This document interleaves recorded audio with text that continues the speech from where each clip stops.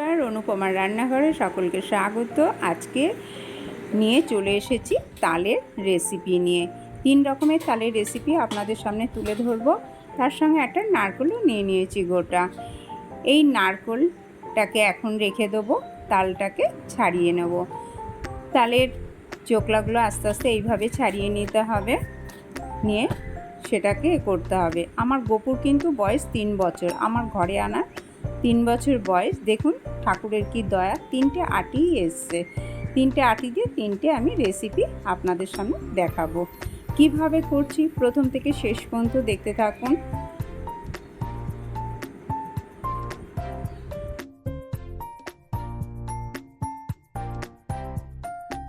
এবার সামান্য জলের ছিটা দিয়ে দিয়ে এটাকে ভালোভাবে নরম করে নেব।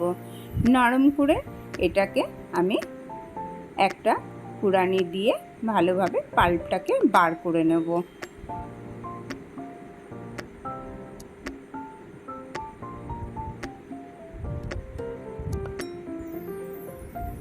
আর সবসময় মনে রাখবেন, তাল কালোটাই কেনার চেষ্টা করবেন। কালোটা কখন সহজে তেতো হয় না, এইটা মাথায় রাখতে হবে প্রত্যেককে। এবার আমি ভালোভাবে পাল্প বার করার পর এটাকে সুন্দরভাবে ছেঁকে নেব।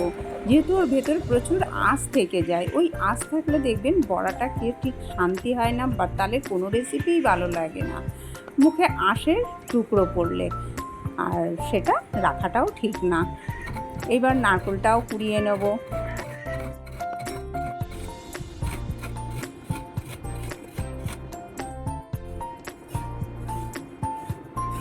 নারকেলটা প্রায় কুড়ানো হয়ে গেছে। এইবার আমি নারকেলটাকে সরিয়ে তালের পাল্পগুলোকে আমি ভাগ করব। তালের পাল্পের বড়া করতে গেলে অবশ্যই চালের গুঁড়োর দরকার। তার জন্য আমি কিছুটা গোবিন্দভোগ চাল আমি আধ ভাঙা করে গুঁড়ো করে নিয়েছি। এটা বড়াতেও লাগবে, এমনকি আপনারা যদি অন্য কোনো রেসিপি করেন তাতেও একটু দিয়ে দিতে পারেন। ওনা গন্ধ এবং মানে টেস্টটা প্রচণ্ডই ভালো হয়। দিচ্ছি চালের গুঁড়ি।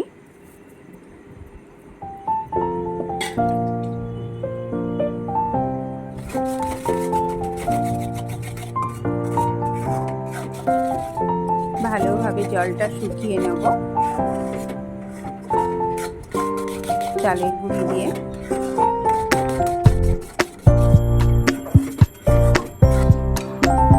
তারপরে স্বাদ মতো চিনি দেব।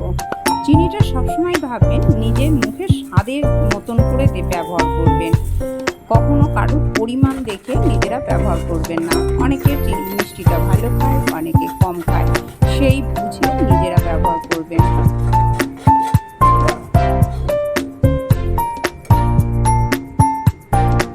দেব নারকেল কুড়ানি।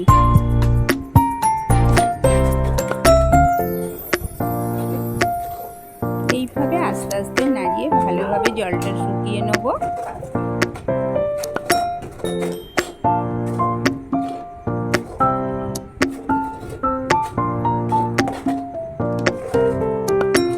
জলটা দেখুন খুব ভালোভাবে শুকিয়ে এসছে।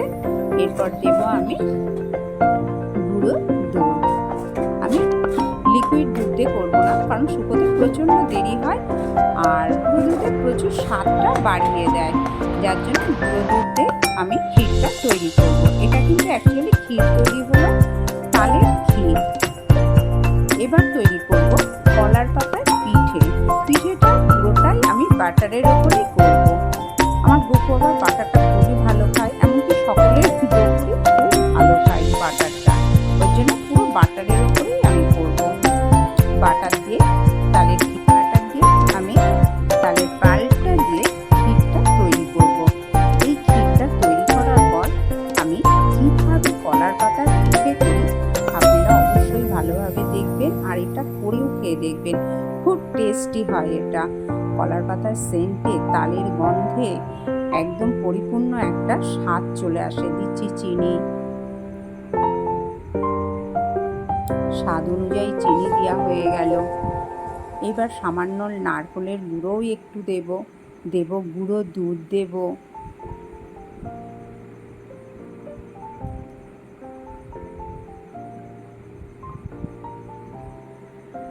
জলটা পুরো টানিয়ে নিয়েছি।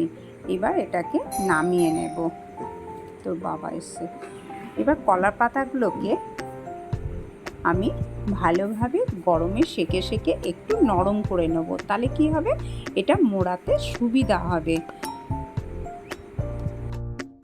প্রত্যেকটা পিসকে আমি আগুনে ভালোভাবে সেঁকে নরম করে নিয়েছি। এইবার বাটার কলার পাতাতে ভালোভাবে বাটার মাখিয়ে নেব।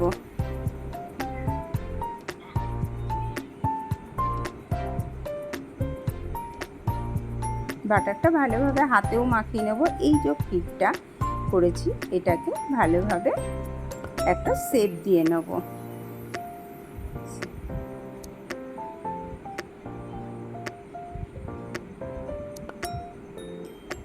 এইভাবে শেপ দিয়ে দিয়ে প্রত্যেকটা কলার পাতার মধ্যে সুন্দরভাবে মুড়িয়ে তারপর আমি ভাপাতে দেব।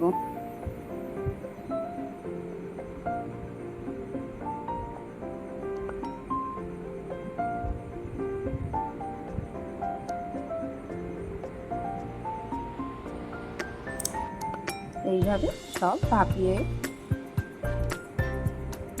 5 থেকে 7 মিনিটের মধ্যে ভাপানো হয়ে যাবে এবং পিঠেটাও তৈরি হয়ে যাবে।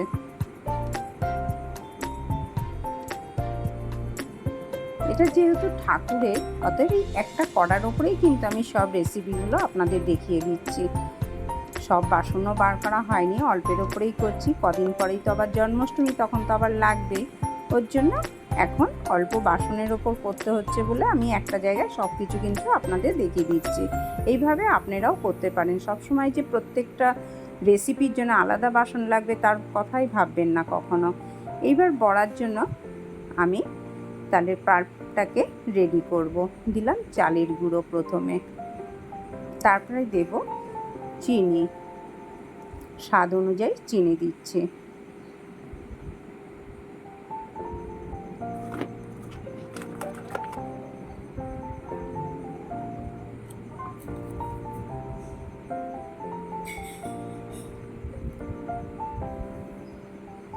গোবিন্দভোগের যে চালের খিচিটা আমি তৈরি করে রেখেছিলাম সেইটা লাস্ট মোমেন্টে দিতে হবে, তাহলে বড়াটা ক্রাঞ্চি হবে, ভেতরটা বেশ সুন্দর নরম থাকবে।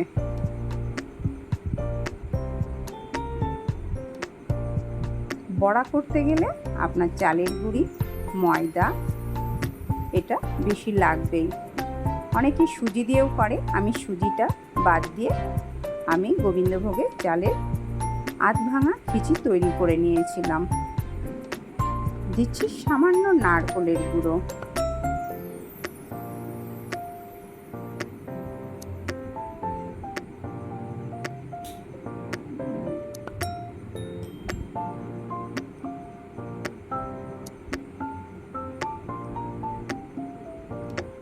খুব ভালোভাবে পাল্পটাকে তৈরি করে নিলাম, নিয়ে এবার কড়াইতে সুন্দর করে ছাড়বো।